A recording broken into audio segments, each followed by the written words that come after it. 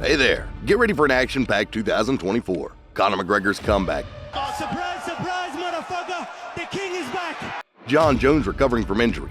Last thing.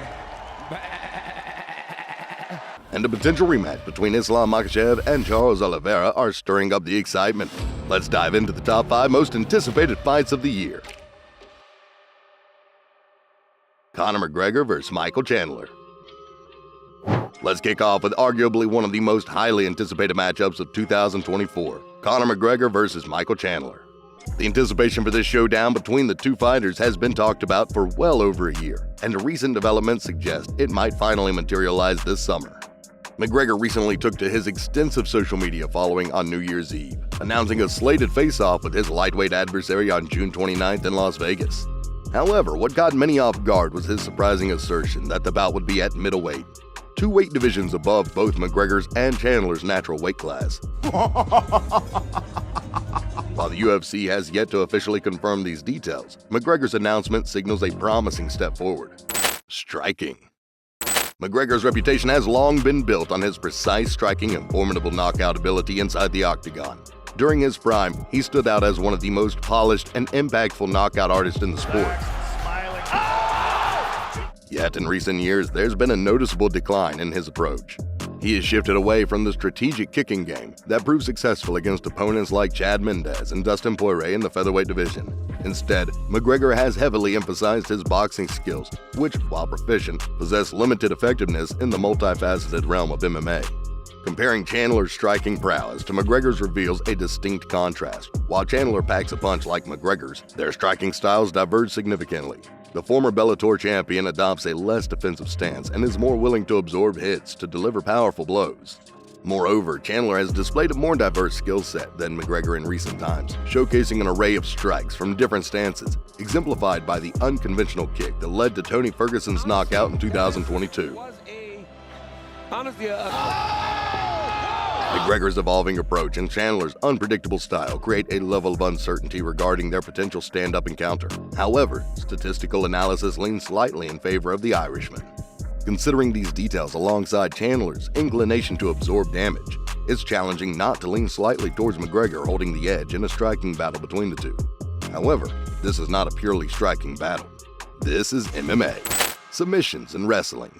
We must consider other factors of the mixed martial arts. Chandler's submission game has been scarcely witnessed since his transition from Bellator to the UFC. His sub attempt has only been seen once in the UFC, back in 2022 in the title bout against Charles Oliveira. Nonetheless, Chandler's proficiency as a submission threat surpasses McGregor's track record. Chandler's wrestling ability has been a formidable asset in both Bellator and the UFC. In a recent bout against Poirier, despite facing defeat in round 3, Chandler secured 3 takedowns. He similarly took down Tony Ferguson before securing a knockout in his prior fight. McGregor's vulnerability to takedowns is evident throughout his career. He has been taken down in various fights, notably once in each brief lightweight encounter with Poirier and 3 times in his submission loss to Khabib Nurmagomedov. Even in victories, McGregor has encountered multiple takedowns. For instance, he was taken down once in his decision win over Nate Diaz in 2016, and 4 times before he knocked out Chad Mendes in 2015. He gets him down. Nicely done. Michael Chandler is 100% better than Conor in the BJJ and wrestling component. However, that's not all. Another incredibly important component is fighter's mentality. McGregor's strength here is just being himself. In MMA, McGregor stands out uniquely, remaining a huge star despite not winning for over 4 years. His influence is unmatched, and he's using it by challenging Chandler in a weight class both haven't tried. McGregor calls the shots in this matchup. Chandler seems level-headed, but McGregor's ability to unsettle opponents might affect him. If Chandler loses focus, he could make costly mistakes against McGregor, even in 2024. Chandler's strength is sticking to his style and game plan, which will be heavily relied on wrestling and control of the opponent. Chandler could try striking with McGregor, which might work, but he has a better chance if he uses his wrestling skills. McGregor struggles with takedowns, and Chandler is good at them.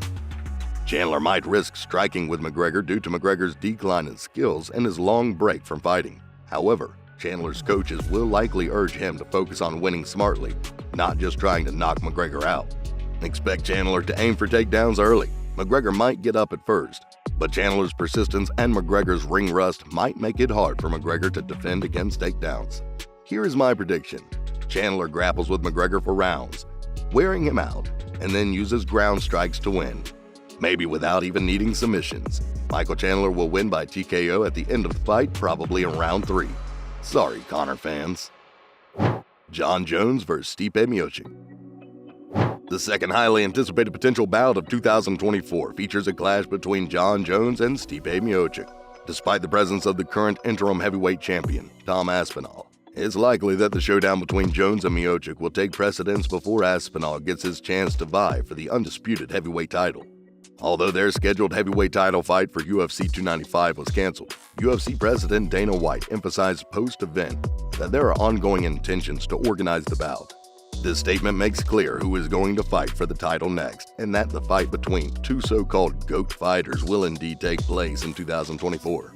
Stipe Miocic has experienced underdog status multiple times throughout his career, yet there's a distinct feeling surrounding his potential title clash with Jon Jones. Perhaps it's the extended hiatus. Miocic, the former UFC heavyweight champion, hasn't stepped into the octagon for over 2 years, with his last bout concluding in a devastating defeat at the hands of Francis Ngannou in 2021. Nice counter right from Miocic, who is now down and out. Francis Ngannou. Additionally, Miocic recently marked his 41st birthday, acknowledging that age tends to serve as the great equalizer, even for the most revered fighters in the sport's history. Currently, Jones stands at a 4-1 favorite to secure victory over Miocic. However, don't anticipate Miocic succumbing to pressure due to the widespread expectation of his defeat. Examining their strengths and weaknesses based on the prior performances sheds light on what each fighter brings to the table. Jon Jones possesses a diverse skill set, adeptly using various striking techniques, kicks, and grappling maneuvers like wrestling and Brazilian Jiu-Jitsu. His exceptional fight IQ allows him to adapt mid-fight and exploit opponents' weaknesses. Moreover, Jones leverages his significant reach advantage in the light heavyweight division to control distance and deliver precise strikes. However, his intermittent breaks from competition may lead to ring rust, impacting his performance. Additionally, despite his defensive prowess, his unorthodox striking style has occasionally left openings for opponents. In contrast, Stipe Miocic exhibits formidable boxing skills with powerful strikes and knockout precision. His remarkable cardio and adaptability in adjusting his game plan mid-fight stand out. Yet Miocic has shown vulnerabilities in wrestling defense and instances where his striking defense left him exposed due to a more static style. In a hypothetical matchup, Jones might aim to utilize his reach advantage to maintain distance and mix in takedowns, while Miocic would likely try to close the gap, employing his boxing skills and testing Jones's defense against heavy hitters. I believe age will be a decisive factor in the fight. Stipe being 41 and possibly even 42 by the time of the match leads me to favor Jon Jones. I predict that Jones, also known as Bones, will secure a victory. However, I might be wrong, and the actual fight's outcome would depend on various factors such as their strategies, conditioning, and execution on fight night. Islam Makhachev vs. Charles Oliveira. Also one of the most thrilling fights of this year could be the match between Islam Makhachev and Charles Oliveira. In 2022, Islam defeated the Brazilian fighter, and a year later, everyone expected a rematch. However, it never happened. Oliveira withdrew from the fight and was replaced by Alexander Volkanovski. Currently, there's an obstacle between Islam and Oliveira in the face of Arman Tsarukyan. Charles Oliveira will face him at the UFC 300 card. Practically, it's evident that the winner of this fight will likely become Islam Makhachev's next opponent. Fans worldwide would love to see Charles Oliveira in this spot. Just imagine the buzz their match would create, especially in some Brazilian arena, with Charles' home crowd in attendance. Makhachev presents an imposing challenge, carrying an impressive 13-fight win streak. He enters the octagon as a formidable force. Notably, his recent victory over the highly respected fighter Alex Volkanovski adds to his aura of invincibility, often drawing comparisons to his mentor and former champion Khabib Nurmagomedov. Makhachev has established himself as a dominant force in the lightweight division. Makhachev shares many traits with Khabib Nurmagomedov, yet their coaches emphasize Makhachev's superior striking prowess. They've worked to position Makhachev as a fighter with Nurmagomedov's grappling dominance, but with added knockout power. In their previous clash, Makhachev managed to stagger Oliveira and subsequently secured a victory on the ground. His recent bout against Volkanovski highlighted his continued growth in striking skills. Oliveira, however, stands out as a proficient striker with diverse skills and significant knockout potential. His track record speaks volumes, boasting 10 wins by knockout, showcasing his ability to deliver punishing strikes effectively, particularly utilizing uppercuts and knee strikes. While Makhachev might aim for a knockout victory, history suggests Oliveira's resilience against power punchers like Chandler, Poirier, and Gaethje makes such an outcome improbable. On the feet, Makhachev might face difficulties, signaling that his best strategy could involve taking the fight to the ground. Conversely, Oliveira holds the UFC record for most submission wins, tallying an impressive 16 victories by submission. His proficiency in Brazilian Jiu-Jitsu makes him a significant threat in ground battles. Both fighters possess commendable grappling skills, yet Makhachev's past success with the submission win against Oliveira could give him a slight advantage in predicting a potential ground finish. Although these fighters share similarities in their striking and grappling abilities, the aspect where they diverge significantly is in their wrestling prowess. Makhachev's background in Dagestan Sambo provides him with a distinct advantage over Oliveira in the wrestling department. Despite previous accusations of Oliveira faltering when fights turn challenging, he has decisively refuted those claims, notably with recent victories over Michael Chandler, Dustin Poirier, and Justin Gaethje. These opponents posed threats on their feet but ultimately met their defeat on the ground against Oliveira. Against Makhachev, Oliveira will need to rely on his proven championship resolve. Anticipating being taken down and enduring uncomfortable moments during the fight, he'll require immense courage to weather those adversities and aim for a finish. Anything less and Makhachev could capitalize to seek his own victory. Should Makhachev execute his takedown successfully, he possesses a clear route to triumph. However, if Oliveira manages to fend off takedowns with effective strikes or submission attempts, the fight could take an intriguing turn. Makhachev should have contingency plans if his primary takedown strategy falters, perhaps even a secondary and tertiary plan. Placing all bets on pinning Oliveira to the canvas might be a risky move that could jeopardize his chance at claiming the belt. This is an incredible matchup between the two best lightweights in the UFC, and it will probably live up to all the expectations. This time, I'll pass from making predictions. Israel Adesanya vs. Khamzat Chimaev. In the realm of MMA, the ascent of Khamzat Chimaev, a generational talent, has stirred discussions and anticipation about potential bouts. Notably with one of the most dominating middleweight champions of this generation, Israel Adesanya. A question lingers: how would he fare against Israel Adesanya, the reigning middleweight powerhouse? As we delve into this potential title clash, it's essential to objectively measure the strengths and tactics of both fighters. Adesanya stands out for his striking prowess, boasting a record of 24-3 with 16 knockouts, cementing his status as one of MMA's top strikers.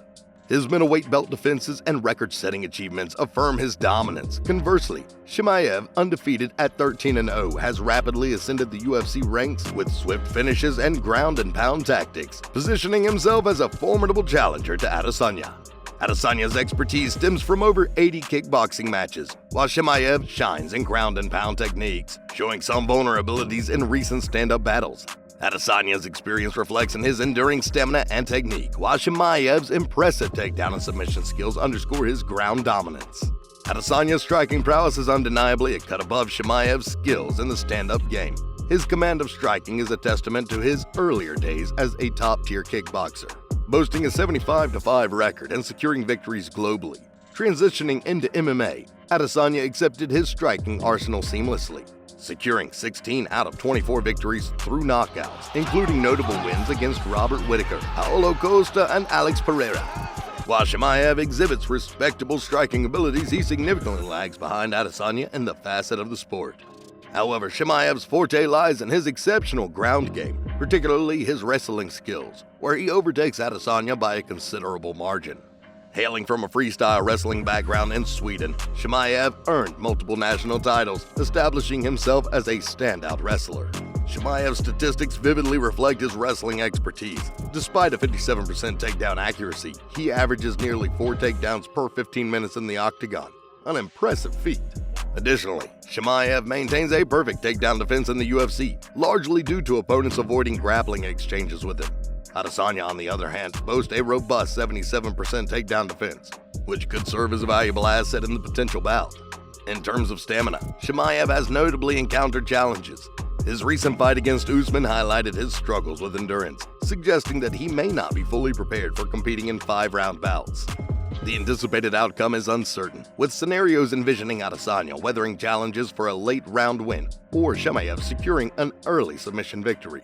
This potential matchup teases an enthralling clash between a striking expert and a ground specialist, fueling anticipation in the MMA community. If Adesanya returns with hunger, he could be the one to hand Chimaev his first loss.